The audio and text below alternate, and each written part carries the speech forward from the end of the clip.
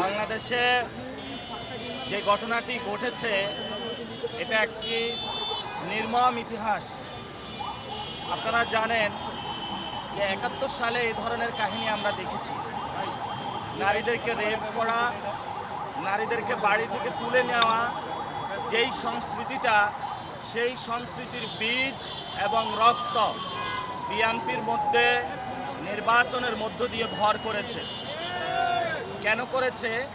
কারণ এই ইলেকশনে ভারতীয় শক্তির সাথে যেভাবে হাসিনা আঘাত করে চলেছিল এবং হাসিনার সন্ত্রাসী বাহিনী ধানের শীষে ভোট দেওয়ার কারণে যেভাবে রেপ করেছিল, তেমনিভাবে ভারতীয় রক্ত এখন বিএনপি নামক দলটির উপরে ভর করেছে।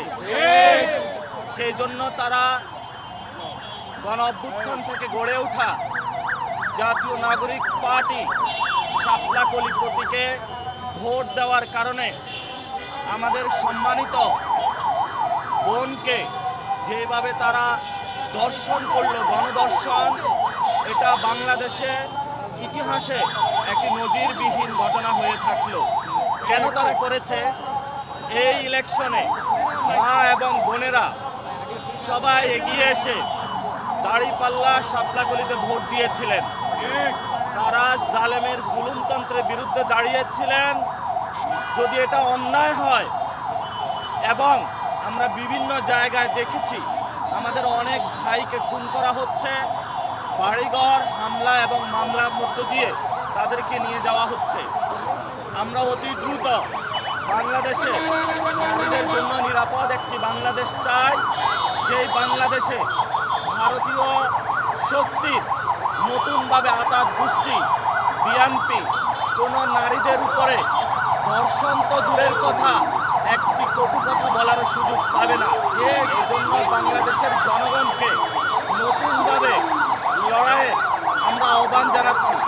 এবং আপনারা জানেন যে আমাদেরকে যেইভাবে ঢাকা আসনে হারানো হয়েছে ভোট চুরির মাধ্যমে, আমি বলেছিলাম আপনাদেরকে এই ইলেকশনে ইঞ্জিনিয়ার তারেক রহমান প্রধানমন্ত্রী হওয়ার দিকে যাচ্ছেন। তারেক রহমান উনি যেই ধরনের ইঞ্জিনিয়ারিং করেছেন, যেটার মধ্যে এস্টাবলিশমেন্টেরও অনেকে অংশ ছিল এবং প্রশাসনেরও অনেকে জড়িত ছিল, এটা আপনারা জনগণের উপরে একটি জুলুমতন্ত্র চাপিয়ে দিলেন। আমরা শুনতে পাচ্ছি অনেক উপদেষ্টা সেফ এক্সিট নেওয়ার চিন্তা করছেন। আমরা দেশবাসীকে আহ্বান জানাবো, উপদেষ্টাদেরকে আহ্বান জানাবো যে সেফ এক্সিট নেওয়ার আগে সম্পদের হিসাব বিবরণী দিন। জনগণের সামনে কি কাজ করেছেন এতদিনে, সেই বিষয়ে আপনাদের সালতামামি প্রকাশ করুন।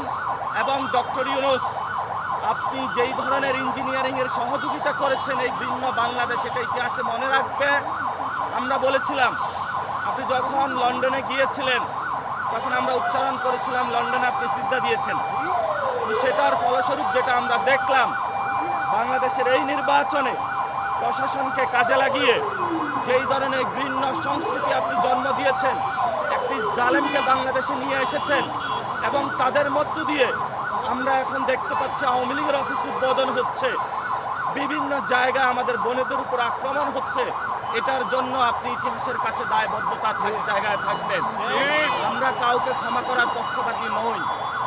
আমরা দেখেছি এখানে ইনকিলাব মঞ্চে যখন হামলা হয়েছে, এই ধরনের জুলুম নির্যাতন আপনি তাদেরকে চাপিয়েছেন। আমরা বাংলাদেশে যখন শহীদ উসমান হাদি ভাইয়ের হত্যাকাণ্ডের বিচার চাওয়া হয়েছিল, বলা হয়েছিল ইলেকশন বন্ধের পায়তারা, ইলেকশন হয়েছে। আমরা এখানে শহীদ উসমান হাদি ভাইয়ের চত্বর থেকে বলতেছি, বাংলার জমিনে শহীদ উসমান হাদি ভাইয়ের হত্যাকাণ্ডের বিচার হতে হবে। যদি ওই হত্যাকাণ্ডের বিচার হতো, আজকে আমার বোন গণধর্ষণের শিকার হতো না। বিএনপি নামক যে সন্ত্রাসী কার্যক্রম তারা শুরু করেছে দলটি, আজকে সন্ত্রাসী অ্যাক্টিভিটিজের তারা সাহস পেত না।